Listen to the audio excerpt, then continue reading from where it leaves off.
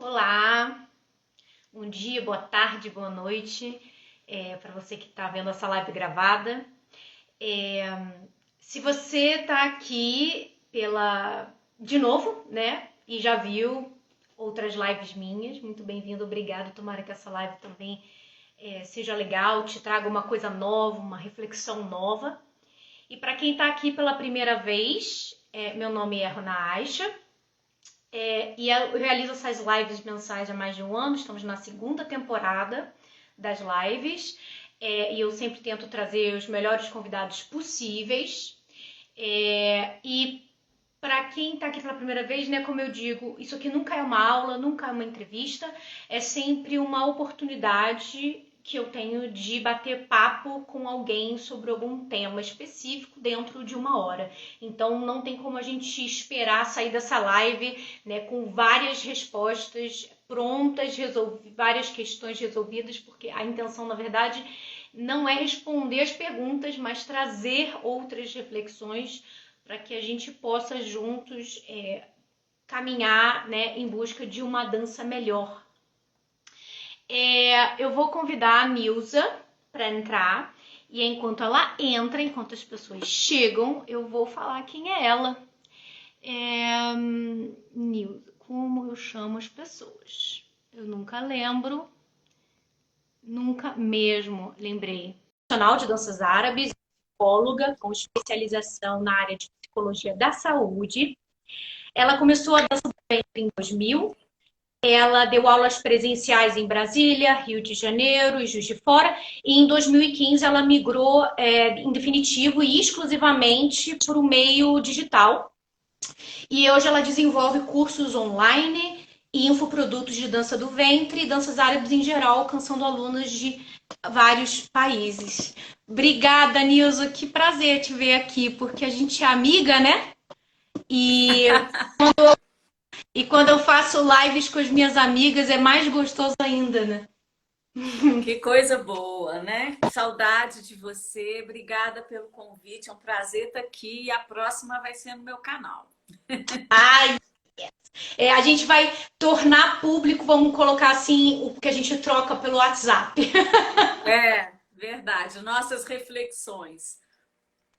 Nilza, eu tenho. Enquanto as pessoas vão chegando, vão percebendo que a gente está online, né? Pra gente já não começar assim de primeira, falando de folclore árabe, afinal, vamos conversar sobre folclore árabe. Eu tenho, não sempre, não é sempre, não é uma regra das minhas lives, mas às vezes eu tenho uma necessidade de fazer algum comentário sobre alguma coisa que tenha acontecido no mundo, ou principalmente no Brasil. E eu, coincidentemente, porque a gente conversa várias coisas, né? Como eu acabei de falar, né? A gente está sempre conversando de vários assuntos que não só dança. E eu, coincidentemente, terminei de ler um livro hoje, chamado Isto é Biologia, do Mair, que foi um pesquisador super famoso.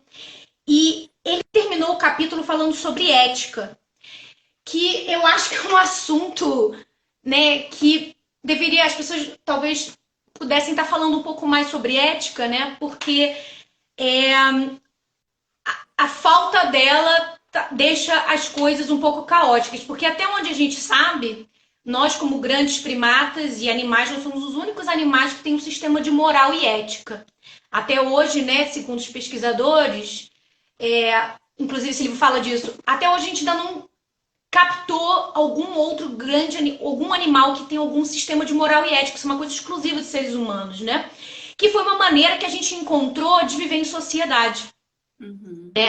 E, obviamente, o sistema de moral e ética varia muito, né, dos grupos. E a gente não vai falar sobre ética, mas eu queria dividir isso com você, porque a gente fala de outras coisas, né, enquanto as pessoas vão chegando aí, que ele fala, esse livro é de 97, e ele falou que para ele existiam três grandes problemas, pelo menos no mundo ocidental. Que a ética, geralmente, ela só é empregada a membros do grupo que a gente se relaciona. Quando vem estranhos, a nossa ética, ela meio que bambeia. Então, por exemplo, o que é um grupo? Mesma religião, mesmo partido político, tom de pele, países, né? Então, Tudo qualquer que agrupa. Se qualquer coisa que seja estranha aquilo, o seu sistema de moral e ética, ele pode ficar cambaleado, ele pode mudar diante da diferença. O segundo problema seria o egocentrismo excessivo e a atenção excessiva aos direitos de indivíduo. E ele fala que o Martin Luther King Jr. fala que foi uma das pessoas que poucas pessoas que lembraram que para você ter direito, você também tem que ter obrigação. E o terceiro seria a descoberta da nossa responsabilidade em relação à natureza, enfim. E aí eu fico pensando... Como o nosso sistema ético anda abalado ultimamente no Brasil, né? E o livro é de 97. Veja, já tem mais de 20 anos e parece que o cara escreveu ontem o livro, né? Eu não sei se você... Eu queria, sei lá, você tem alguma coisa a comentar sobre isso? Olha, uma coisa assim que me grita aos olhos, né, é que como que as discussões ultimamente elas estão muito numa via de mão única, né?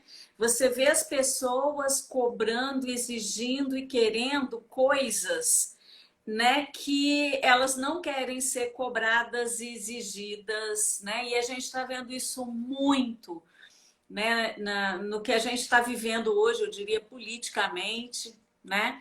Então, as pessoas querem reprimir, não aceitam ser reprimidas e não veem que elas, ao reprimir, elas serão reprimidas. As pessoas querem mudar os conceitos do que vem a ser repressão, inclusive, que é adequar e customizar em cima daquilo que elas acham. Deixa eu fechar meu Outlook aqui, que senão ele vai ficar gritando, eu esqueci de fechar, né? Enfim, eu acho até que dá para fazer uma live disso aí, viu? É, né? Mas é porque, nossa, na hora que você ficou falando aí, eu fiquei pensando, meu Deus, dá uns arrepios, assim, porque a gente está vivendo isso e está vivendo isso com uma intensidade tão grande, tão absurda, tão desgastante, né? Que Deus do céu, não tá fazendo. Você não tem a sensação de que a gente não vive mais em paz? Não, nem paz nenhuma. Paz zero, zero. Nenhuma paz. E é uma pena porque isso se estendeu para a dança, né? De alguma maneira. Esse tipo de atitude, né? De exceção, excessivo individualismo, falta de coletividade. O meu, né? Eu acho que a gente está sofrendo uma crise de um pensamento liberal, Hanna. Sabe? Aquela ideia de cada um por si, né? E que é um negócio totalmente utópico e que eu acho que gera essa falta de moral e que gera uma série de coisas, essa perda de noção de coletividade, né? Uma vez eu ouvi um exemplo, eu adoro exemplo com leão, né? Porque eu tenho uma relação com leões assim muito grande, desde pequenininha por causa do sobrenome e tudo, é um animal que me fascina muito. Eu estava vendo uma vez uma pessoa falando assim, a leoa quando ela sai para caçar, né? Sempre é uma líder ali que caça, que consegue realmente caçar, né? Então eles cercam e tal, mas geralmente é uma que consegue caçar. E aí, quando ela caça, ela divide aquela caça com todos, inclusive com os leões mais velhos, porque ela entende que se um dentro da manada ali, que eu não sei se é manada que chama, qual que é o coletivo de leões. Mas não assim, sei. hein? Eu não sei. Não sei. É só o grupinho ali, né? A galera, né? Que se um ali na galera tiver fraco, né? A comunidade vai ser atacada mais facilmente. A comunidade, um fraco ali dentro, vai atrair mais os predadores, vai enfraquecer o grupo. Então, mesmo que aquele leão ou aquela leoa não tem mais, está perdendo a habilidade de caçar, porque está ficando velho alguma coisa, ele vai comer. Né? Então é o sentido de comunidade. A gente está perdendo muito isso, sabe? Assim, tá todo mundo, a gente se vira, cada um por si, cada um por si, cada um por si, não tem estado, não tem. Eu fico assim, cara, se você não quer estado, eu não preciso nem ter nacionalidade, eu posso nascer no mundo, não precisa ser brasileira.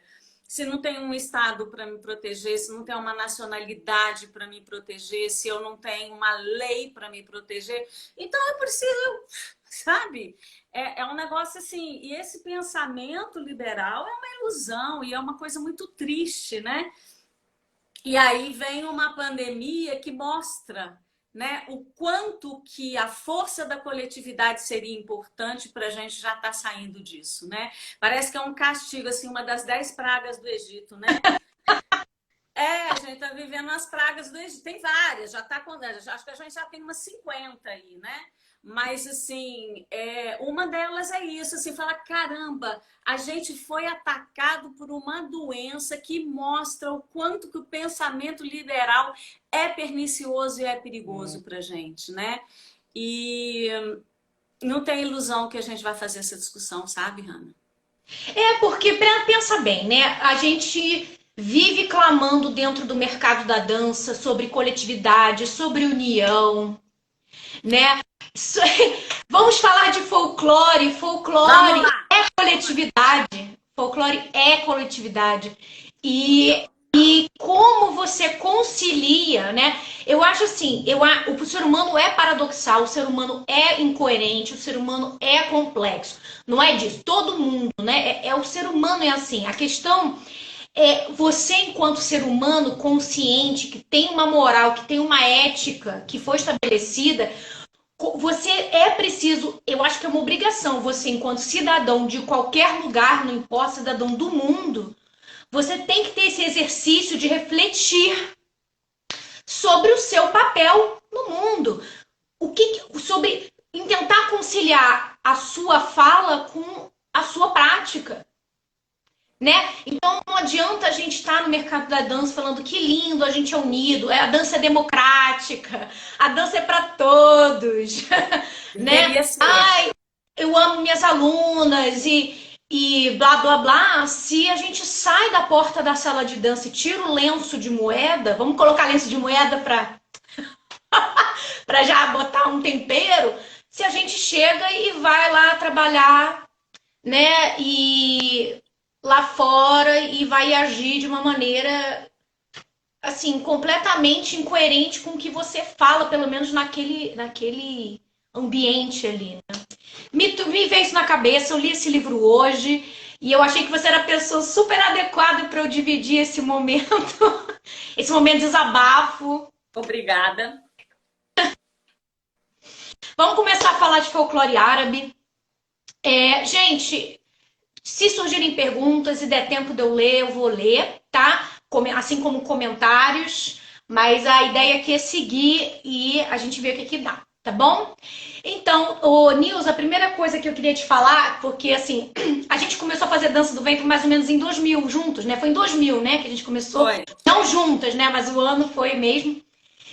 E eu tenho certeza que você tem inúmeras lembranças sobre o que você aprendeu como folclore árabe e tal. Eu, pessoalmente, e eu não estou botando a culpa na minha professora, porque eu hoje consigo entender perfeitamente que era aquele contexto de 20 anos atrás, né? Que, assim, folclore, você usava crochê, você usava moeda dourada, você tapava a barriga, e tudo aquilo ali que não suava como dança do ventre, meio que não suava, isso não é dança do ventre, a gente falava, deve ser um folclore. Deve ser, não. A gente afirmava. Ou isso, né? Ou dependendo da pessoa. Não, isso é folclore. Pega um bastão, pega um pandeiro, pega um snuge e vai fundo, né? E uma coisa que eu lembro muito quando eu era aluno é os chaabes dos anos 2000, do início dos anos 2000, incluindo o Hakim. O Hakim, eu lembro que o Hakim estava muito, blá, blá, blá. Tinha aquele ritmo saíde no fundo, as meninas corriam para botar a galabia, o bastão e vamos dançar aquele shaabe, né, como saíde. Ou dabiques modernos, né, da Najwa Karam ou do Faris Karam. Vamos botar a galabia, vamos dançar o bastão. E era um dabik. Era assim, gente. Era assim. Era assim. E Cara, eu hoje, né, depois de muito tempo, eu entendi que são coisas muito diferentes. A gente tem dança popular no meio, a gente tem folclore, e eu acho que vale a pena a gente, agora, começar agora, tentando conceituar o que que é um folclore, o que que é uma dança popular. Porque eu acho que a gente tem um pouquinho de divergência, eu e você, né? E eu acho que você tem um pouco, eu acho que você tem a contribuir com isso, assim, eu queria que você trouxesse isso pra gente. Tá. Bom, primeiro que, infelizmente, não era assim. Ainda tem muita gente trabalhando com essa perspectiva e com esses exemplos que você deu, né? Isso me chama muita atenção. Já fiz, inclusive, lives falando sobre isso. Bom, primeiro, conceituando o folclore, né? É importante a gente. Eu gosto muito de começar conceituando folclore, falando do que folclore não é.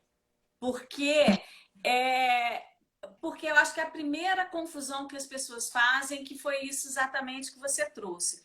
Aquilo que não é a dança do ventre é folclore. Então, a imagem que eu tenho é que a gente tem um saco ali do lado da sala, que a menina vê alguma coisa, ela joga no saco de folclore. Aí vai lá e joga mais uma coisa, e joga mais uma coisa. Então, primeira coisa, folclore não é, né, folclore árabe não é tudo aquilo que você não conhece, né? Todas aquelas danças que você não conhece, não é aquilo que é diferente de dança do ventre. Então, se tem uma música diferente, se tem um figurino diferente, se tem um gestual diferente, necessariamente é folclore. Não, não é. Né? Então, folclore não é uma lata de lixo onde você coloca aquele monte de coisa que você não sabe o que é, tá? Então, folclore não é isso. Então, se todo mundo sair daqui entendendo pelo menos isso, nossa, já vai fazer uma diferença na vida dessa pessoa e eu vou ficar muito feliz. E eu não estou brincando, não estou sendo irônica, não. É isso, porque isso já leva a falar, peraí, então eu estou precisando estudar mais. Então, eu estou precisando questionar mais. Então, se isso ficar muito claro, já podemos dar um tchau. Foi um prazer estar com você e a gente se encontra numa próxima live, entendeu? Então, essa é a primeira coisa. A segunda coisa é que eu acho que é importante, eu vou falar de definição sobre 3 pontos de vista. Um é esse, o outro é que a gente tem que entender que nesse estudo a gente não vai encontrar unanimidade e a gente vai encontrar complexidade. Ou seja, o que quer dizer isso? Existem várias escolas e vários folcloristas pelo mundo afora que definem folclore. Eu não estou falando de folclore árabe, eu estou falando de folclore, né? Uma coisa muito maior, muito mais ampla. Define o que vem a ser folclore de formas diferentes. Tem escolas diferentes, folcloristas que pensam diferentes, né? Que conceituam de maneira diferente. E dentro de cada pensar, de cada, né, arcabouço teórico, digamos assim, a gente vai encontrar critérios diferentes, formas de avaliar o que vem a ser folclore e o que não vem, à luz de cada uma das suas definições, das suas escolas. Então, é importante que a gente adote uma delas, ou pelo menos 2 ou 3, que se conversam, que se afinam, para que a gente tenha coerência no nosso discurso. Porque o que não dá é para a gente tirar da cabeça e inventar.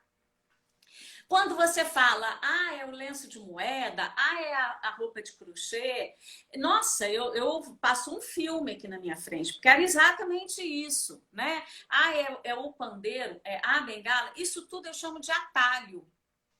São respostas fáceis que aparentemente resolvem a nossa angústia, porque a gente não sabe o que é, a gente tá arrancando cabelo, como é que eu faço, como é que eu danço? Não, é a dança da bengala, pronto. Então tá, respondido.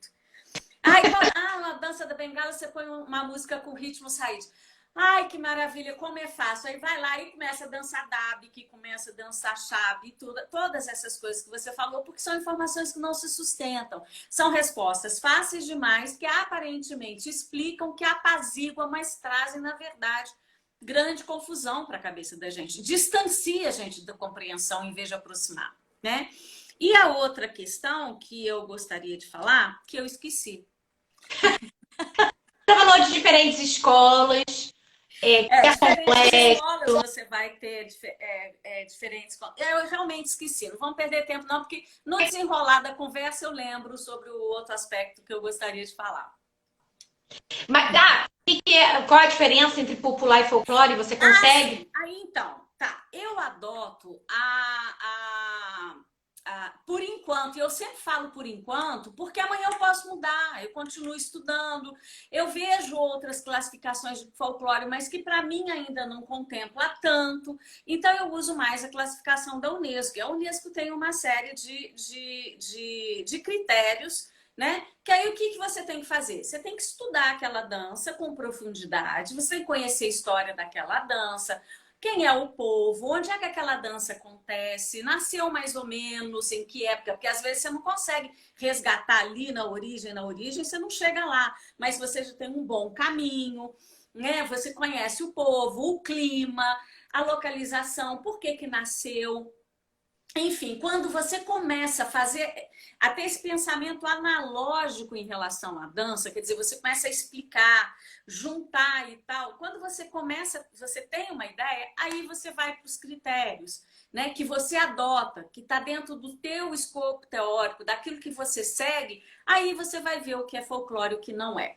Então, assim, pela Unesco, o que vem a ser folclore? É aquela manifestação, né, cultural, artística, crenças, entra aí uma série de coisas que passam de pai para filho, né? Tem uma tradicionalidade muito forte. Então você não aprende dentro da academia de dança, você não aprende, não, você aprende né, conhecimento de gerações a gerações, né? Você vai aprendendo aquilo ali, vai vindo com você. Essas manifestações, elas são populares. Mas nem tudo, quer dizer, tudo que é folclórico é popular, de forma geral, tá? Tende a ser popular. Mas nem tudo que é popular é folclore. Por quê? Porque o que é popular, o que é o popular? É aquilo que atinge o maior número de pessoas ou um segmento muito grande da população. Mas isso não quer dizer que tenha tradição, né? Porque o que pode atingir uma população pode ser por causa da moda, por causa de uma tendência. Entende? Então, por exemplo, a gente tem o nosso funk, a gente tem o charme, é a mesma coisa, né? É uma coisa que muda de um ano para o outro, já vem novas tendências, já vem músicas novas, começam a vir instrumentos novos. Por quê? Porque está surgindo ali interferência da moda, da tendência, do que é mais vendável, do mercado fonográfico, entendeu? Começa a vir. Não é uma coisa que vai vindo naturalmente de pai para filho e representa uma nação ou representa uma grande região. Não, representa uma população, por exemplo, de jovens que essa música está tocando nas raves, entendeu? Então, pronto, aquilo aí está todo mundo dançando, mas é um segmento ali, é pop. Entendeu? É popular, atinge o número de pessoas, mas não quer dizer que seja folclórico. Porque aí o que você tem que fazer? Você tem que pegar os outros critérios, né? Por exemplo, eu sigo da Unesco, então tem que ter tradicionalidade, tem que ter dinamicidade, tem que ter aceitação coletiva, tem que ter uma série de coisas que a Unesco, por exemplo, coloca para falar, ponto, isso aqui é folclórico, isso aqui não é. E aí tem várias questões, você tem que estar estudando, então é um assunto que você tem que dar uma pausa, dar uma respirada e estudar dentro de uma determinada coerência, entendeu? Então, o folclore é popular, mas nem tudo que é popular é folclore. Ok. Deixa eu só checar a hora, porque. Ok. Senão eu ia comentar em cima, mas acho melhor a gente seguir para tentar trazer o máximo de assuntos que a gente puder, né? Eu ouvi mais de uma pessoa, né? Não que eu concorde, já tô dizendo que eu não concordo e eu não tô dizendo que eu sou a dona da verdade, mas eu só não concordo mesmo. De que a dança do ventre ela podia ser considerada uma dança folclórica. Eu pessoalmente não considero, né? Para mim é uma dança cênica. Eu discuti isso com a Serena Ramsey, umas 2 lives atrás, quando a gente falou de Golden. Assistir. Você assistiu? Eu acho que eu cheguei a falar nisso, que eu falei, olha, com o conhecimento que eu tenho hoje, né, do que eu entendo que seja a dança do ventre, né, eu meio que considero ali os anos 20, né, do século 20, ali, aquele início dos cabarés como o início da dança do ventre. E a partir do momento que eu entendi a dança do ventre como isso, que é a maneira como eu entendo, né, eu não posso considerar, não tem como eu considerar a dança do ventre uma dança folclórica, porque ela é uma dança cênica, ela saiu inspirada, sim, em danças populares, mas que foi transformada e hoje é uma coisa cênica. Isso é o que eu acho, e obviamente aí, o que eu gostaria, o que você falou que gostaria que as pessoas saíssem da live só entendendo que não é tudo igual, eu quero que as pessoas saiam da live. Eu tenho um outro objetivo. Gente, olha só. Essas opiniões que eu formei, elas não saíram da minha cabeça. É, que eu digo assim, não saí, eu não simplesmente olhei para a parede e falei, eu acho isso aqui. Eu hoje acho isso baseado em estudo, pensando, refletindo, conversando com outras pessoas, lendo livro, fazendo aula. Hoje eu entendo, eu tenho esse ponto de vista que pode totalmente mudar, tá? Então, eu queria trazer essa reflexão porque eu acho que é uma coisa que as pessoas falam um pouco e como assim eu já ouvi, eu nunca vi ninguém mais falando sobre isso. E aí eu queria que você me dissesse o que você acha que a dança do ventre é uma dança folclórica? Não, dentro dos critérios que eu utilizo, dentro do arcabouço teórico que eu sigo, não tem a menor chance. Eu acho assim, eu nunca ouvi nenhuma defesa nesse sentido. O que me sugere que talvez algumas pessoas pensem assim, é porque o folclore tem muitas denominações. É uma palavra que é usada para designar muita coisa, inclusive o exótico e o grotesco. Né? Então, eu não sei, eu não lembro, eu assisti a live, né? Mas eu não lembro dessa discussão, se não sei por quê, porque me chamaria atenção, talvez até eu assista de novo, não sei em que contexto que vocês falaram sobre isso, mas eu acho assim, eu arrisco dizer que talvez uma das conotações que pode ser dada para a dança do ventre como folclórico talvez seja um ponto de vista muito preconceituoso, né? Que vem de um país ou de uma região supostamente inferior à nossa, de uma cultura inferior à nossa, que eu não concordo de jeito nenhum, sob nenhuma hipótese, né? Então eu acho que aí na verdade, o que tem que fazer é o seguinte, tá? Por que você acha isso? Né? Quando alguém faz essa defesa, por quê? De que ponto de vista você está partindo? Conceitua isso para mim. Porque, assim, Hanna, talvez seja esse o terceiro ponto que eu quisesse dizer. Não existe, a gente tem que aprender a conviver com falta de unanimidade. Né? Ah, nossa! Então, assim, isso é democracia, na verdade, um pouco assim. Diversidade, pelo amor de Deus, né? Então, o que acontece? A gente não, eu acho assim, quando muitas bailarinas começam a estudar, elas querem respostas certas, prontas, bater o martelo e ali para causar conforto. Mas eu digo o seguinte, isso é ilusório. A gente tem que aprender a lidar com coisas em aberto, né? E eu sempre falo com as minhas alunas, desconfie de tudo, inclusive de mim. Ah, sem dúvida. Nossa. Né? E assim, questione por quê. A gente vai encontrar pontos de vista diferentes. Então, você pode definir uma dança como folclórica e eu não, mas se a gente se apoia em boas argumentações, se a gente se apoia em bases de estudo confiáveis, decentes, né, com propostas boas, sustentáveis, porém diferentes, a gente consegue dialogar e a gente consegue produzir conhecimento. Eu não estou tirando porque eu quero que seja, né? Eu não é, como é que fala? É que a gente está querendo ser educada, né, Nilza? Porque eu queria falar, eu não tirei da minha bunda. Mas eu, Não mas eu percebe fiquei isso? tentando procurar palavras. Assim, putz, não, gente, eu não tirei da minha bunda. A verdade é essa. Eu tirei, eu pensei, raciocinei, entendeu? Pra eu estar falando isso aqui pra Não, assim, vocês. você tem algo que te sustenta, né? Tem pessoas Isso. Ah, importantes estudando isso, e eu acho que isso faz coerência para mim. Não faz para você, faz outro, mas a gente consegue dialogar. Eu consigo entender o que você está falando, eu também consigo ver o teu ponto de vista.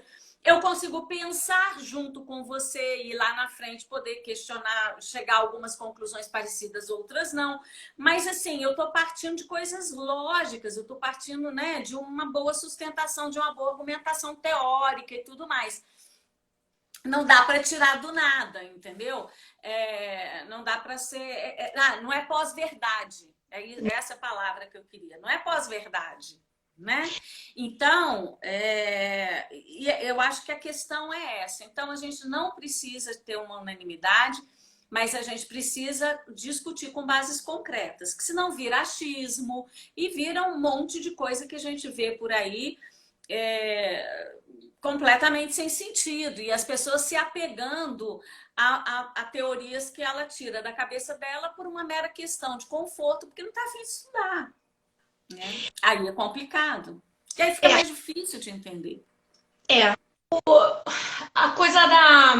Eu até falar um pouco. Eu acho que a gente tem, enquanto ocidental, isso é muito de ocidental, tá, Nilza? Uma necessidade de classificação muito, muito, muito forte. A gente precisa Eu tenho isso. porque a gente não entende. Como aquilo que a gente não entende, a gente precisa colocar umas etiquetas para a Eu gente, tenho isso. né? E eu não vejo problema mesmo, assim. Eu acho que é importante, que é pedagógico, entendeu? A gente precisa dessas etiquetas. A questão não é as etiquetas, a questão é você sempre contextualizar e ter argumento para as etiquetas que você coloca. Por exemplo, a gente discorda, né, com algumas relação, algumas danças, né, que eu considero popular, você considera folclore. Eu tenho minha argumentação, mas assim, você tem a sua mas assim, tudo bem, aquilo eu explicando e por quê, e por que que eu tô dizendo que eu acho que aquilo é dança popular e não folclore, a gente conversa, mas a questão é ser sempre honesta, né? Honesto, assim, na coisa em si. Tipo, olha, eu acho, por exemplo, eu vou dar um exemplo aqui pra Nilza. A Nilza já sabe, mas vou dar um exemplo para as pessoas aqui, por exemplo. Eu acho que o DAB é uma dança popular e não uma dança folclórica, né? Eu não sigo a Unesco, eu nunca parei para pensar em que folclorista seguir. A verdade é essa. Eu vou estudando, vou pensando, vou entendendo aquele contexto e aí eu crio a minha classificação e falo, eu acho dentro desse contexto, isso faz sentido para mim por causa disso, daquilo, aquilo outro. Então, por exemplo, a dança, o DAB, que para mim é uma dança popular, porque ela é espontânea, porque ela acontece ali, você não tem necessariamente uma coisa religiosa por trás, é uma coisa que pode acontecer em qualquer momento, qualquer um pode dançar. Eu sei que isso cruza muito com folclore, né? Eu sei que cruza muito. Mas eu olho para assim, tá ali, sabe? É ali, tá acontecendo. Assim como o Ralija, eu também acho que é uma dança popular, sabe? Assim, eu olho para ali e falo, Não acho gente, que a Lígia seja folclore, não. para mim é uma dança popular também. Então, mas é isso. Mas eu tenho toda na minha cabeça, eu tenho razões para explicar para você. Olha, por que que eu acho? Por causa disso, daquilo outro. Isso é totalmente debatível. Nem sei se existe essa palavra. Eu acho que eu inventei uma palavra. Mas assim, isso tá sob debate? É claro que tá, né? Mas é esse Eu tipo acho de que discussão. Eu acho que é esse tipo de discussão que você acha que deveria estar acontecendo, né? E eu também. sim. Porque tem uma outra questão aí, né? Que talvez seja o que ou que você não está levando em consideração ou que você não acha importante levar em consideração.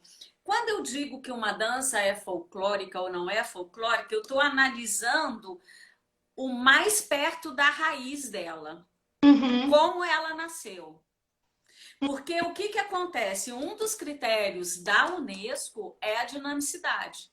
Ou seja, porque as pessoas têm uma ideia que dança folclórica ou que o folclore é uma coisa imutável. E não é. É Não uma é. coisa extremamente dinâmica. Então, quando eu classifico como folclórico ou não, é como essa dança surgiu. Até onde a gente tem condição de resgatar essa dança.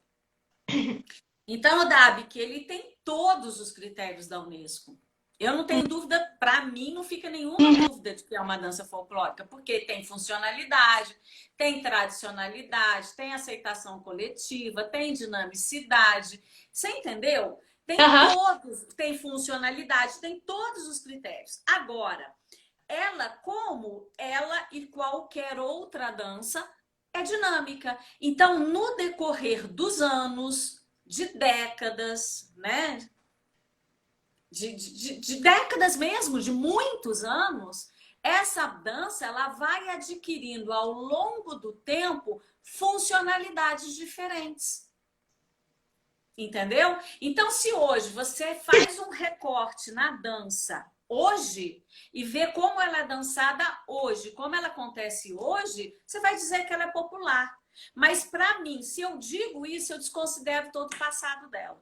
Entendi. Entendeu? Mas são critérios, né? Eu. É. É isso. Né? Então ela é, e ela, inclusive, ela não é só, ela não, e como o folclore é popular, né? Ela, inclusive, ela é uma dança que é muito interessante de ser estudada, porque ela tem várias funções, né? Ela é uma dança de poder político, Uhum. de manifestação política, de poder cívico, né? De nacionalismo. Por quê? Por causa de toda a história que ela vai ganhar. E, gente, pelo amor de Deus, a gente tá falando uma DABIC, né? A gente tá falando da DABIC. Não, depende do país, né? Depende do país. Da DABIC libanesa, mas tem DABIC espalhado em vários países árabes e cada um é diferente, cada um tem uma coisa. Então, até isso você tem que ver, elas separadas. Sim. Sim, total. Eu acho que o estudo do DABIC ele é fascinante, assim, inclusive até para a gente entender essa dinâmica do folclore, entendeu? Eu amo Dabi. Aliás, eu não danço saíde há mais de décadas, assim. Para dançar eu gosto mais do saíde. Para estudar e ensinar eu gosto muito do Eu DABIC. tento dançar saíde, sai Dabi. Eu não consigo mais dançar saíde. Mas olha só, falando em referência, foi uma coisa legal que você trouxe de ir na referência e tal. Uma coisa que eu já ouvi muitas vezes, é uma pena, né? Já estou dizendo aqui, né, que as pessoas falam que estudar folclore árabe é muito difícil, ou porque buscar a fonte original é difícil, porque buscar a sua origem é difícil. E geralmente as pessoas usam o Reda, né, o Mahmoud Reda, como referência, né, de folclore. E você pode escolher o Reda como sua linha aí de folclore e você assumir isso, não tem nenhum problema, né? Mas o que eu ia falar? Peraí. Enfim, mas o que eu queria dizer é que as pessoas, primeiro, ninguém precisa ter medo de dançar folclore. Para começar. Ninguém o quê? Medo de dançar, porque tem medo de julgamento, tem medo de estar fazendo errado. Não é assim que funciona.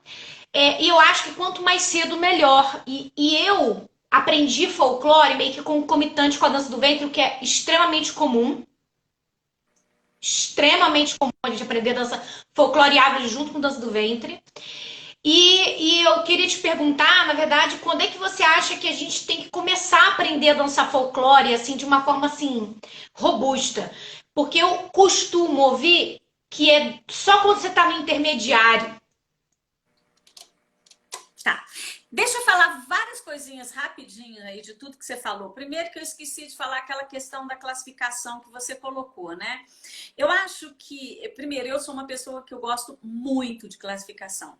Porque eu acho que a gente precisa de uma linguagem didática para a gente estar podendo passar determinados conceitos. E quando a gente conceitua e classifica, isso fica mais fácil. Agora, eu não perco tempo classificando aquilo que não faz sentido. Tem que ter sentido, tem que ajudar, senão eu jogo fora. Nilza, vale ler o comentário pertinente aqui, só porque você está falando isso da Nayara, que ela escreveu que, como historiadora, ela entende a ideia de folclore muito a partir dessa questão política, que passa por essa questão da formação de identidade dos estados-nação, e a própria Unesco acaba trabalhando nessa lógica. Eu conheço bem essa exposição dela, né? Beijo, Nayara, querida. Eu acho que é bem isso, sim. Né? Agora, você tem várias maneiras de entender, né, o folclore, e eu também sou mais ou menos dessa linha, né? Isso é uma coisa. Você falou, sim, Mahmoud Rida, né? O Mahmoud Rida. Ele não é referência de folclore, né? Ele nunca quis isso para ele, inclusive. Está na tese da Farida. Ele fala sobre isso, né? O que o Reda fez foi usar de muita estilização, que é um recurso que a gente usa para colocar o folclore no palco, né? Para passar uma imagem, né? Uma imagem que na época era uma imagem vigente, inclusive numa determinada época, não a Reda Trupe, ela nasceu e depois de um determinado tempo, acho que 10 anos depois, 10 anos depois, não sei, a data certa não vou lembrar. Foi uma companhia bancada pelo governo Nasser, que tinha uma ideia de Egito a ser propagada. Então, você vai ver um refinamento em determinadas danças que na prática, na raiz não tinha. Então, é importante estudar o trabalho do Reda, mas contextualizando, entendendo o que ele está fazendo. Eu me lembro muito bem uma conversa que eu tive com ele uma vez, que eu peguei uma música, era uma música pop, que tinha um ritmo de Said, estava todo mundo dançando bastão com aquele negócio, mas é uma música pop. É uma música que eu amo até hoje. Eu perguntei para ele, falei, Reda, me diga uma coisa, eu posso dançar bastão com isso? Na época eu entendia muito pouco de folclore, estava começando. Ele falou assim, você pode fazer o que você quiser, do jeito que você quiser. Eu virei para ele e falei assim, não, porque eu não sou Mahmoud Reda. Aí ele deu uma gargalhada. Eu falei, você pode, você é egípcio, né? E você tem um nome que o que você fizer, as pessoas vão ter um contexto, eles vão entender. Agora, eu não posso fazer isso e dizer que eu estou dançando um Said. E ele deu uma gargalhada, e ele era muito fofinho, né? Ele fez uma carinha assim, né? Do tipo, você tem razão, talvez. Então, assim, depende do que você quer fazer com aquele material. Né? Mas eu já tinha ali consciência de que o negócio não era tão simples assim, tão fácil assim. Mas ele tinha essa visão artística da dança, né? De poder levar no palco o que ele quisesse, com toda uma carga de estilização muito grande e até mesmo de descaracterização sobre alguns aspectos, enfim. Mas isso aí é uma história muito grande. Então, ele não é uma referência de folclore, ele é um trabalho riquíssimo que precisa ser entendido e contextualizado para que você tire o melhor proveito daquele trabalho que ele está trazendo, que vale muito a pena. Você me perguntou quando estudar folclore. Demorou, gente. Já passou. Sabe? O que acontece? O nosso movimento natural é começar pela dança do ventre e depois pegar o folclore, porque a dança do ventre é o mais conhecido na nossa sociedade. Ponto. É só isso, né? Mas, na verdade, a gente bate muita cabeça justamente por causa desse caminho, que eu entendo como um caminho inverso até, né? O ideal seria você começar pelos folclores. E, na verdade, tem uma outra questão. A gente está falando dança folclore árabe, folclore, mas na verdade, Hanna, na prática mesmo, e eu acho que as pessoas têm dificuldade de entender isso, porque ficam duas categorias muito claras quando a gente fala isso, né?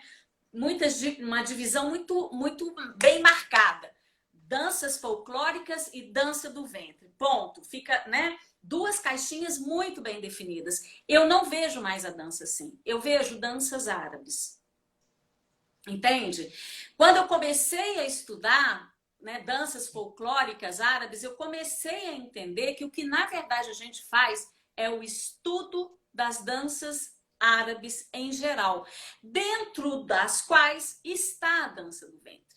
A dança do ventre ela não está apartada desse estudo, ela faz parte desse estudo. Então, quando você estuda as danças numa perspectiva histórica, geográfica, cultural, social, política, artística também, né? E a dança do ventre também tem esse contexto, porque é um outro erro que as pessoas têm de achar que só as ditas danças folclóricas têm esse contexto, que dança do ventre não é só você entrar numa academia de dança e saber fazer passo, passo, passo, passo, passo, emenda, emenda, e põe uma música qualquer e você sai dançando. A gente sabe qual é a consequência desse tipo de estudo. Trem, toda menina põe véu em dança beduína, que põe espada numa... Sabe, assim, né, uma mistura, porque tudo é dança, tudo é música árabe, tudo é dança do ventre, tudo é tudo, né? Então fica um negócio muito incompreensível, né? Então, o que na verdade a gente faz é o estudo de danças árabes em geral, né? E quando você faz esse estudo contextualizado, você pensa a dança, você faz um estudo analógico, você, né? É um trabalho que vai além de ser professor, é um trabalho de educador, né? E que eu digo que eu sou essa pretensiosa que está aqui nesse momento falando com vocês, que eu não quero ser professora de danças árabes, eu quero ser uma educadora de danças árabes, ou seja, pôr minhas alunas para pensar, para articular, para discutir, para debater, para compreender, né? E não simplesmente repetir um passo que eu estou dando. Essa é a minha ambição, entendeu? Então... Na verdade, ô Nilza, essa discussão não é nem exclusiva das danças árabes. Não, Tá? não. Você tem essas discussões ocorrendo no jazz, que é uma Sim. dança que nasceu nos Estados Unidos, mas que tem origens africanas. Essa discussão deveria estar acontecendo no balé. Beijo, Runa, que eu aprendi com a live de vocês sobre a origem do balé. Também assisti, adorei. Isso está acontecendo nas danças urbanas. Ou seja, existe um movimento atualmente que eu vejo quando você começa a ouvir as outras histórias da dança, que tem esses profissionais preocupados com a educação, que não é só passo. É história, é contexto político, é contexto econômico, aquilo tem sentido. A dança, as danças, elas têm muita coisa em comum, né? Infelizmente, esse movimento existe não só na dança do ventre, mas em várias danças. E isso é maravilhoso. Na verdade, eu estou aqui reforçando o que você está dizendo. A dança não cai no colo da gente, Hanna. Não é um negócio assim, puf, caiu, pronto, nasceu aqui agora. Então vai lá e faz o passo. Nenhuma dança é assim. Né? E aí, se você... A gente falou de contexto de aluna, né? Vamos colocar assim, né? Contexto de estudante. Mas se você já é uma bailarina profissional, professora, eu preciso dançar e ensinar... Eu preciso ensinar e dançar folclore?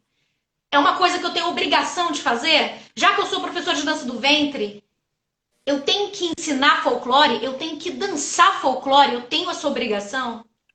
Eu acho que o que acontece é o seguinte, você tem que entender até onde você quer chegar, né? O que você quer ser, né? Como professora de dança, né? Eu acho que saber o maior número, estudar o maior número de danças árabes é um diferencial que uma professora de dança tem. Eu não tenho nenhuma dúvida disso. Né? É muito diferente você ter uma professora que não sabe nada, uma professora que sabe, que domina, né, que não sabe nada assim de danças árabes, né? Só sabe o passo, né? Só sabe o passo. É muito diferente essa professora, e eu tô partindo, olha só, vamos fazer um exercício aqui de partir do princípio de que todas são muito boas naquilo que elas fazem, tá? Todas são excelentes naquilo, são didáticas, entendeu? São preocupadas com o aprendizado do aluno. Vamos partir do nível de excelência, né? Uma professora que só tem passos para ensinar, ela vai ter um limite. E um limite que vai chegar muito rápido. A aluna dela vai chegar num limite muito rápido daquilo que ela pode oferecer para ela. Se uma outra professora domina aí, por exemplo, sei lá, eu vou falar números só para ficar claro, né, gente, do que eu estou falando, mas não é para levar isso a ferro e fogo. Mas aí você pega uma outra professora que domina, sei lá, umas 7 danças, né? Agora você pega uma professora que tem um estudo pautado nessa diversidade e que está sempre buscando mais e tudo, ela vai ter uma larga escala de coisa para oferecer. É lógico, gente, é o diferencial. O que eu acho que a gente tem que pensar, e tem que ter isso muito claro, é que eu acho que existe uma distorção de que uma professora de dança do ventre, uma profissional de dança do ventre, não precisa ter um nível de aprofundamento,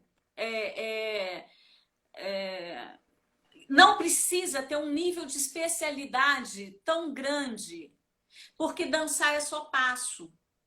Esse que eu acho que é o grande problema. Porque sim, porque isso, inclusive, é uma forma de desqualificar a nossa profissão. Você lembra que você me perguntou, Nilza, como você quer ser apresentada? Eu falei, eu quero ser apresentada como professora e bailarina profissional de danças árabes. Por que eu friso o profissional? Porque eu quero dar uma de gostosa e dizer que eu sou profissional? Não, é porque eu quero dizer que o que eu faço é profissão. Que o que nós fazemos é profissão. Não é levantar a minha bola, é levantar a bola da dança do ventre. Como profissão, como categoria. Porque quando a gente discute se a gente precisa se aprofundar ou não, a gente está colocando a nossa categoria num lugar menor do que no lugar de um médico, de um professor, de qualquer coisa, de um advogado, de uma psicóloga, de uma cientista. Você tem que se aprofundar na sua área. Eu não sou mais psicóloga, né? Mas assim, se eu quisesse, eu tinha que estar ralando, fazendo especialização e tudo mais. E por que como professora de dança do ventre eu não tenho que fazer isso? Por que como professora de dança do ventre eu posso mendigar essa minha formação? Não! Quanto mais eu estudar, melhor eu vou ser como professora. Eu já te contei, eu vou falar, né? Eu comecei a dançar com 37 anos. Né? Eu já comecei numa carreira de dança que eu já poderia já começar morta. Por quê?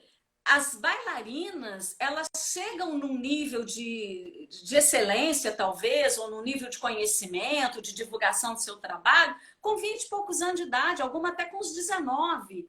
30 anos, 37 anos, elas estão se aposentando. Eu comecei numa fase que tem um monte de gente que já estava se aposentando. Eu já comecei com a minha carreira, que se eu fosse levar para aquele patamar todo mundo está fazendo, eu já tinha começado morta, morta como professora. E eu tô com 58 anos, né? Gente, mais 2 anos eu tô 60. E eu tô me mantendo no mercado. Por quê? Porque eu tô me aprofundando e eu tenho que oferecer para as minhas... Eu achei esse nicho. Se eu não tivesse achado, provavelmente eu não estaria dançando mais, eu não estaria nem ensinando. Então, eu acho que a gente tem que tomar muito cuidado de ficar mendigando essa nossa formação, de achar que a gente não precisa, não. Pra quê? Ah, não, só saber fazer passo tá tudo bem. Tá, tudo bem se você quiser ser assim. E aí eu vou falar de uma forma que eu peço, por favor, que não me levem a mal. Mas, assim, você pode escolher uma carreira menor para você como professora. Tem isso em todas as profissões. Para mim não serve. Entendeu? Para mim é pouco. Por isso eu busco mais e eu vou continuar buscando, eu continuo estudando. Né? Os meus cursos eu estou atualizando porque eu continuo estudando, eu me mantenho estudando. Né? Então eu acho que é isso que a gente tem que pensar. Acho que a gente tem que parar com esse discurso de vira-lata dentro da dança do ventre, de achar que o que a gente faz não merece uma especialização tão grande assim. Gente, vamos buscar especialização, é sempre, é toda hora, é cada vez mais, né? Eu defendo isso aí, né? Você acabou até respondendo a próxima pergunta, né? Se estudar folclore era uma escolha e não uma necessidade, né? Porque parece que o que a gente, quando a gente fica trazendo essas coisas de folclore, porque quem acompanha meu trabalho sabe que eu gosto muito de folclore, e sempre dancei folclores, vamos colocar danças populares, folclores, eu sempre dancei, sempre gostei muito. E você também né, tá se especializando, né? Continua, né, se Eu especializando. acho que eu sou especialista nisso, sim, porque eu estudo isso, né? Eu me dedico a isso. Você se dedica a isso, exatamente.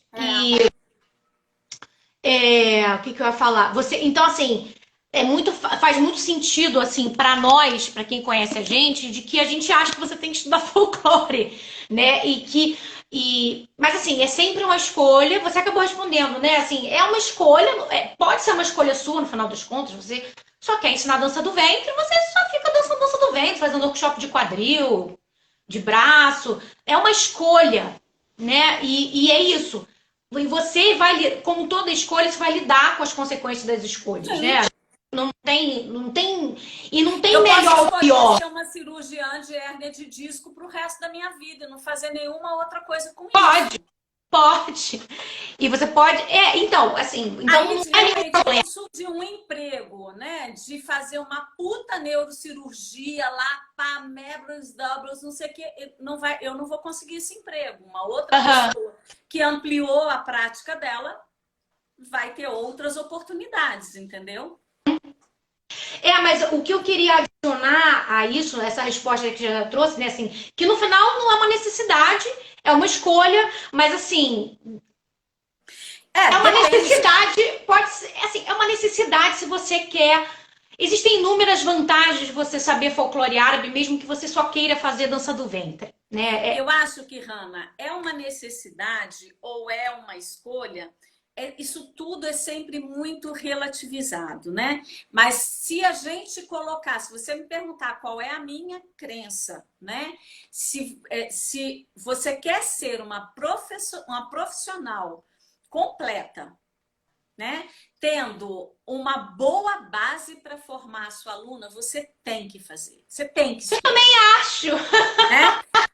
Mas, até como aluna, né? Como aluna também. Hanna, põe aí no papel, se um dia a gente resolver colocar no papel o quanto de curso que a gente gastou, que a gente fez, que não precisava fazer, de figurino errado que a gente comprou, de um monte de informação errada que a gente consumiu, o quanto a gente gastou, a Tem necessidade. volta que a gente precisou dar, a quantidade de enganos.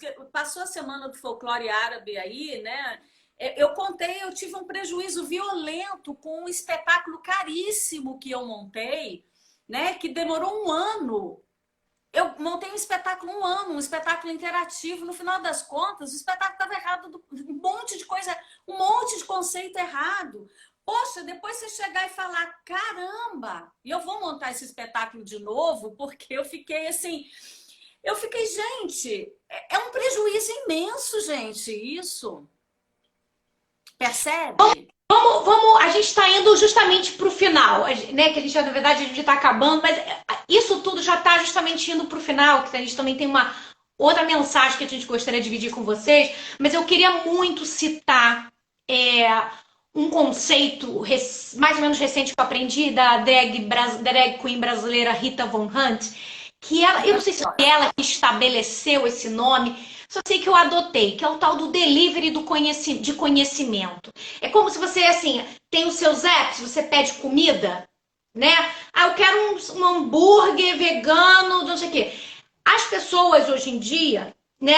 E é óbvio que isso tem contexto político, social, econômico, mundial, neoliberal, de individualidade, de imediatismo, de resultado muito rápido. Isso, esse delivery de conhecimento é a mesma coisa. A gente, vamos colocar a gente, Nilza, no geral, como sociedade, vamos colocar assim, a gente quer soluções. A gente quer que alguém venha e fale assim, gente, dançar saída é assim, com essa roupa, com essa música, foi assim que criou e acabou, né? E essa necessidade, essa mudança de comportamento, né, desse delivery de conhecimento que a gente está querendo consumir, o que a gente quer consumir, mesmo que seja conhecimento, até para escolher o conhecimento que você quer consumir, as pessoas não têm critério.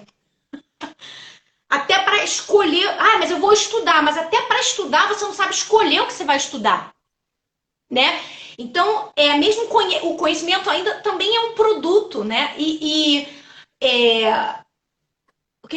Qual é o link que eu vou fazer? Então, assim, essa coisa da escolha, essa escolha da necessidade, tem muito a ver também. Eu acho que tudo, no final das contas, é uma falta de reflexão que tem muito a ver com esse ambiente que a gente vive, de desespero, de quem tem mais seguidor, de quem tem mais visualização, de quem tem mais aluna, de quem tem mais like, que a gente não consegue se permitir parar e falar assim, eu preciso realmente estudar com calma e direito, né? Assim, para eu entender o que eu tô fazendo, principalmente para quem vive disso.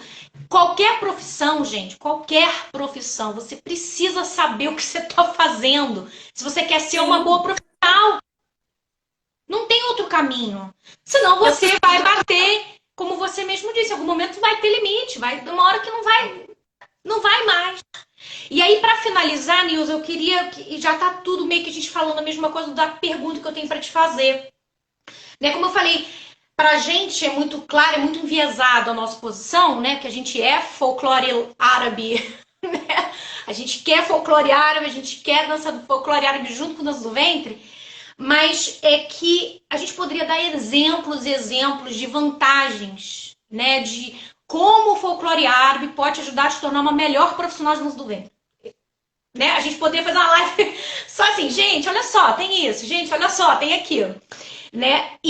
Mas eu acho que tem uma coisa que você me trouxe por trás, não por trás que eu digo assim, nas nossas conversas, né, privadas, que tem coisas óbvias, né, reconhecer a dança, né, tirar dúvida de aluna, tem muita coisa muito óbvia, mas que eu tenho assim, tem sido o meu, eu tenho advogado assim cada vez mais, que é sobre a tal da autonomia, né, do enquanto você é uma profissional de dança, a importância de você ganhar autonomia, né, enquanto profissional. E você me trouxe uma ideia muito interessante quando a gente estava conversando sobre isso, e eu queria que você comentasse sobre essa história de democratização. Então, isso é uma coisa assim que eu venho refletindo bastante, né? E até quero um dia fazer uma live só sobre democratização na dança e tudo. Mas assim, o que eu percebo muito a partir da minha vivência, né? As pessoas elas tendem a falar que elas são que a dança do ventre dá mais liberdade de interpretação do que as danças folclóricas. Inclusive, eu fiz até uma live com a Márcia na terça-feira, tá lá no meu canal no YouTube. Eu convido vocês todo mundo a ir lá assistir. Já assisti. Né? E assim, e a gente. Eu falei assim, cara, vamos trazer um outro olhar para essa questão da liberdade, porque a minha vivência é exatamente o oposto disso, né? Porque, assim, a dança do ventre, ela é muito bombardeada pela moda, né? Ela é constantemente bombardeada por tendência, por moda. Isso se reflete no figurino, né? A gente pode, assim, fazer um estudo histórico e a gente vê, colocar isso assim bem claro numa linha do tempo. O figurino era assim, o figurino... E aí vem em cima disso uma série de normatizações. E eu fico pensando, gente, onde é que está, né? Será que a dança do ventre é tão livre assim mesmo como as pessoas falam? Porque assim, você começa a ver, você vai num concurso, de repente você vê uma menina faz um passo, você fala, nossa, eu nunca vi esse passo na dança do ventre. Aí vem a próxima, tá fazendo também.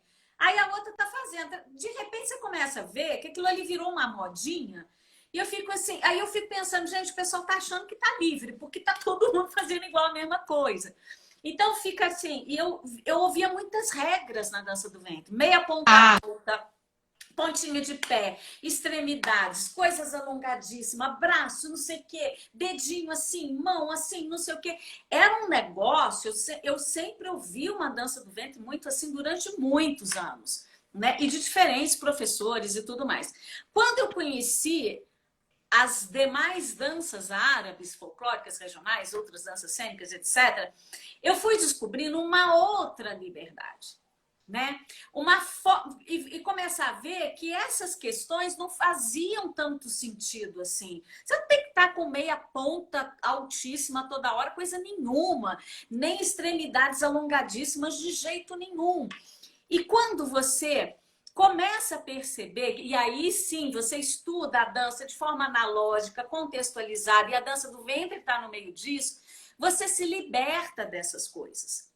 Se você pensa que hoje o mais chance, o mais moderno, o mais top de linha é dançar como as ucranianas, por exemplo, cara, você varre da dança do ventre grande parte das bailarinas brasileiras que não têm aquela formação de corpo que aquelas meninas têm e que é educado desde que 5, 2, 3 anos de idade. A gente não tem.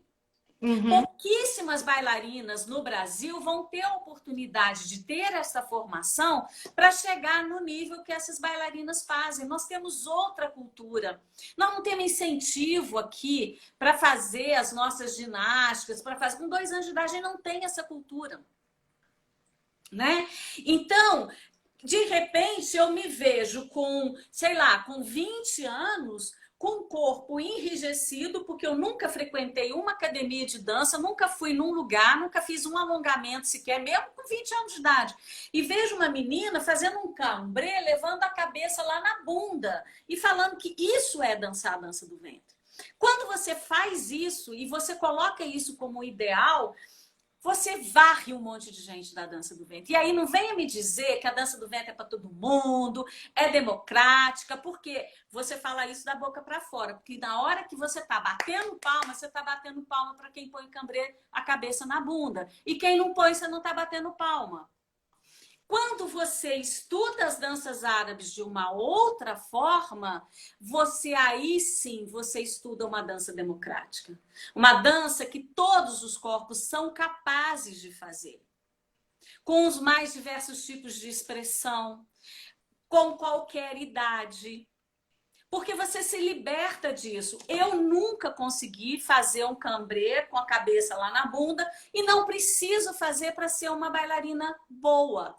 Para ser uma boa professora, entendeu? Para pôr minhas alunas para pensar, para questionar e para, inclusive, bater de frente com essas coisas, entende? Então, assim, se você acha isso bonito e você consegue fazer, faça.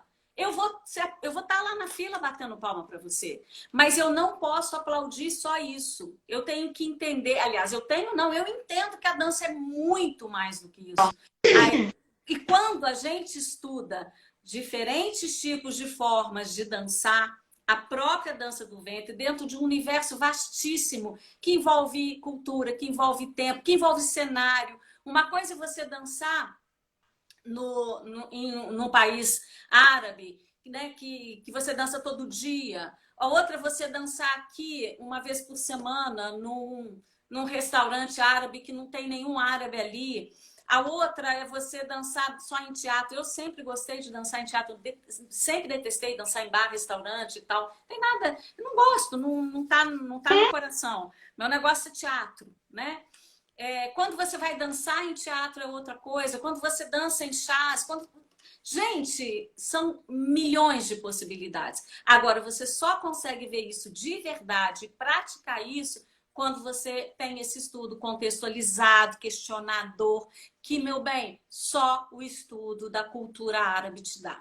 Você entrar em sala de aula e fazer básico egípcio até morrer, até esse básico egípcio tá lindo, dissociação 1000, pontinha de pé, quadril lá em cima, postura, blá, blá, blá, vai fazer você fazer um passo egípcio lindo, não estou dizendo que não vá, mas você não vai sair disso. Não. Nossa, é meio isso, a gente meio queria terminar a live assim, eu vou adicionar, né, porque eu obviamente concordo com você, né, então estudar, né, eu acho assim, que o folclore árabe é uma incrível porta de entrada, porque também não é só o folclore árabe, né, se você puder acompanhar a política, se você poder acompanhar o que está acontecendo na economia daquele país, aquilo também vai te ajudar a entender. Mas é isso que esse é estudo sistêmico que você acaba fazendo quando você faz esse estudo, né? O que eu quero dizer assim, é que só você estudar o Said não é suficiente, não é só isso, não é só ir lá estudar Said. É uma porta de entrada, eu acho que o folclore árabe é uma porta de entrada incrível para a gente começar a visualizar que é muito mais, né, do que a gente imaginava, e que quanto mais você vai aprendendo e vai conseguir, você vai fazendo mais conexões, as coisas vão ficando cada vez mais claras, e por incrível que pareça, a palavra-chave é essa, é conexão. as conexões vão ficando mais claras e, por incrível que pareça, você julga menos. Total. Você sabia? Porque, olha só, vou te dar um exemplo que está acontecendo comigo neste momento. Que eu me mudei para os Estados Unidos e a dança delas aqui é muito diferente do que a gente está acostumado, né? Quando eu passei, e eu ainda tô nesse movimento, tá? Eu não sei falar sobre isso muito bem. Quando eu passei a entender que a dança do ventre aqui é feita aqui e tudo o que vem ao redor disso, tudo que vem junto no pacote dança do ventre, danças árabes, vamos colocar assim, tudo que vem junto no pacote danças árabes, quando você começa a entender como a dança do ventre veio para aqui, como ela se desenvolveu, qual foi o contexto, hoje eu olho para elas e falo assim, e eu julgo menos. Porque antes eu falava assim, odeio, não gosto, acho isso, acho aquilo. Hoje eu falo assim, posso continuar não gostando. Veja. Mas eu olho e falo assim, faz todo sentido? Você respeita, né? Você não é obrigada a gostar. Você não é obrigada a gostar de funk, mas você é obrigada a entender que isso é cultura popular. Porque se você não entende, você está sendo preconceituosa e você não entendeu nada. Entende? Eu não preciso. E outra, eu sou uma pessoa que quanto mais dança diferente eu quero aprender. Isso significa que eu vou dançar todas e eu vou ser boa em todas? Não. Né? Significa que eu entendo bem, compreendo bem e sei ensinar bem. Né? Eu te dei o exemplo da Dabik, né? O Dabik é uma dança que eu amo, que eu acho linda, que eu acho que tem uma história incrível. Eu sei fazer passos solistas, eu sei ensinar, eu sei uma série de... Eu formo bem uma aluna, mas você nunca vai me ver puxando uma roda de Dabik, dançando, solando, aquilo orgânico, porque a dança essa dança não me pegou nesse ponto, mas me pegou no ponto de ensinar, de fuçar passos, de entender e saber passar aquilo e até coreografar, mas eu mesma dançar, não.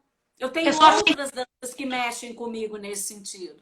Como eu disse antes, como eu disse antes, eu sou assim com o Said. Né? Então, assim, você precisa saber dançar tudo e amar tudo? Não, você não precisa nem amar. Mas você precisa respeitar, compreender, entender, porque isso faz parte da sua formação como professora, entendeu? Nilza, a gente precisa terminar. É óbvio, né? Eu nunca tenho a pretensão de esperar que em 1 hora a gente vai poder falar, atender todas as expectativas. A gente nem viu as conversas, né? Nós vamos falar eu prestei atenção. As pessoas não fizeram pergunta, então... Tá. Mas eu, obviamente, não tinha a menor pretensão, né? De esgotar nada. E como sempre não, a ideia é sempre trazer, e eu sempre falo em toda live, trazer ideia para vocês continuarem conversando desse lado daí, e que se vocês quiserem buscar a gente, eu sempre ofereço a pessoa. Ó, se vocês quiserem buscar a gente no privado, podem buscar. Facinha. A gente é facinha, né? Mas a ideia é sempre trazer mais a reflexão, trazer discussões que estão na minha cabeça, né, normalmente, e aí eu penso em alguém, quem seria uma pessoa legal para eu falar sobre isso, e aí eu convido. E a Nilza, nesse caso, era a pessoa que eu particularmente queria conversar mais. Olha, para mim é uma honra estar aqui com você, né, porque assim, a gente A gente acabou se conhecendo no Rio, né? Acho que um pouco do estudo do folclore também nos aproximou, porque a gente se encontrava nessas quebradas, né, do Rio e tudo. A gente se conheceu aqui na minha cidade. Também você me socorreu com uma roupa de saúde, né? Tava toda embolada. Você foi lá, me ajudou, me desembolou geral. Foi muito bacana. Enfim, e a gente se tornou amiga, né? Então, assim, eu estou muito honrada e feliz de você ter me convidado, mesmo de coração, né? É, acho que você é uma profissional de muito valor e tudo, uma pessoa extremamente, uma profissional ética e tudo mais. Muito obrigada. Nós vamos combinar uma live no meu canal também, né? Obrigada pelos papos off que a gente tem.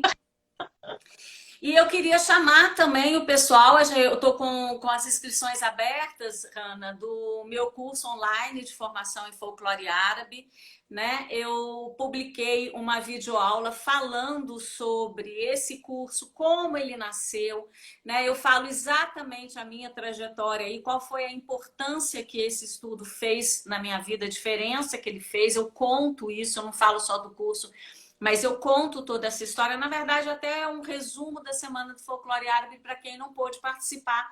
Nesse vídeo eu faço um resumão. E falo sobre o curso, né? Inscrição, como é que faz, os bônus, as garantias, certificado, investimento, tá tudo lá. Então eu convido as pessoas para ir lá assistir, quem tiver interesse, né? O link tá na descrição da minha bio. Então assiste, porque é importante assistir, porque aquilo ali também funciona como um acordo que eu faço com as minhas alunas, quer dizer, elas vão saber qual é o compromisso que eu estou assumindo com elas, né? E as inscrições estão para fechar, tá? Eu vou fechar sábado ou domingo, provavelmente domingo eu devo fechar as inscrições. Então, quem tiver interesse, vai lá, assiste.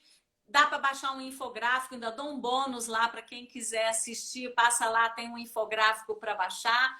E qualquer dúvida me procura, tá bom? Nilza, muito obrigada mais uma vez. Obrigada a todo mundo por estarem aqui. Não sei nem quem apareceu, quero deixar um beijo para geral. Depois vocês comentem lá para eu saber quem foi. Eu tirei, porque ficou... Faz isso, escreve lá, comenta na live. Aí comenta lá para mim, para eu saber. Ó, já tem aluna aqui, ó, já comecei curso, tô amando. Viu? Aqui, mas foi coincidência, né? O curso é só maravilhoso, oferecido. Tem um monte de alunos. Mas foi coincidência, eu nem sabia do seu curso. Foi coincidência eu ter te chamado, né? Foi coincidência, foi. Mas então, assim, Nilza, até a próxima, viu? Agora a minhas alunadas tá tudo aí, tá tudo aparecendo aí. Peraí que deu uma travadinha para mim. Travada. Voltou? Voltou. Ah, tá.